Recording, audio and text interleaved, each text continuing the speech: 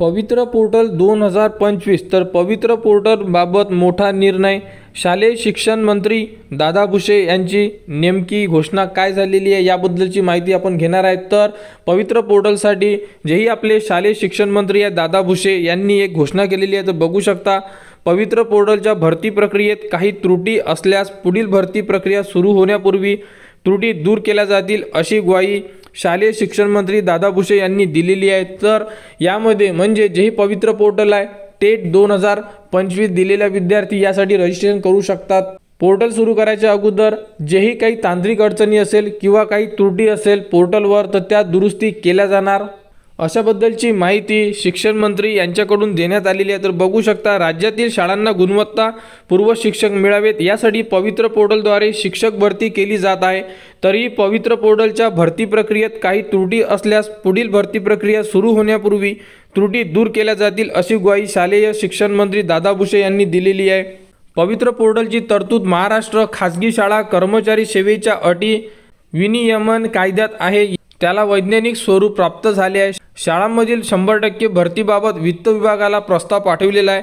वित्त विभागाच्या निर्णयाची प्रतीक्षा आहे। गुणवत्तापूर्ण शिक्षक मिळावेत म्हणून पवित्र पोर्टलद्वारे भरती प्रक्रिया राबविण्यात येणार आहे।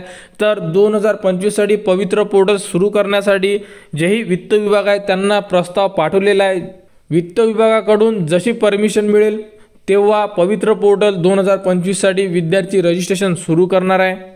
तर बघू शकता पवित्र पोर्टलद्वारे भरती का बरं, तर पवित्र पोर्टल हे महाराष्ट्र राज्यातील शिक्षकांची भरती प्रक्रिया पारदर्शकपणे करण्यासाठी शासनाने सुरू केलेले ऑनलाईन पोर्टल आहे। या पोर्टलद्वारे राज्यातील शासकीय निमशासकीय आणि खाजगी अनुदानित शाळांमध्ये शिक्षकांची भरती केली जाते।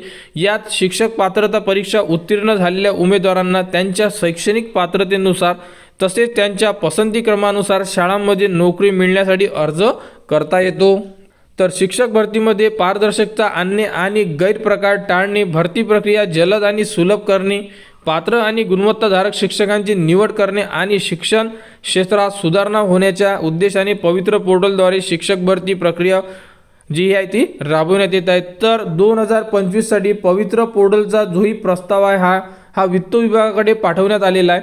त्यांच्याकडून जसेही वित्त विभागाकडून परमिशन मिळाली की पवित्र पोर्टल हे सुरू करण्यात येणार आहे या वर्षीसाठी आणि यामध्ये संपूर्ण जेही विद्यार्थी आहे ज्यांनी TAIT दिलेली आहे ते विद्यार्थी रजिस्ट्रेशन करू शकता। तर येत्या काही दिवसामध्ये पवित्र पोर्टल 2025 सुरू केल्या जाणार आणि पवित्र पोर्टल सुरू झाल्यानंतर यामध्ये संपूर्ण रजिस्ट्रेशन प्रोसेस आपल्या चॅनलवर देण्यात येणार। त्यासाठी आपल्या चॅनलच्या कनेक्टमध्ये राहा, चॅनलला सबस्क्राईब करा व हा व्हिडिओ इतरांपर्यंत शेअर करा।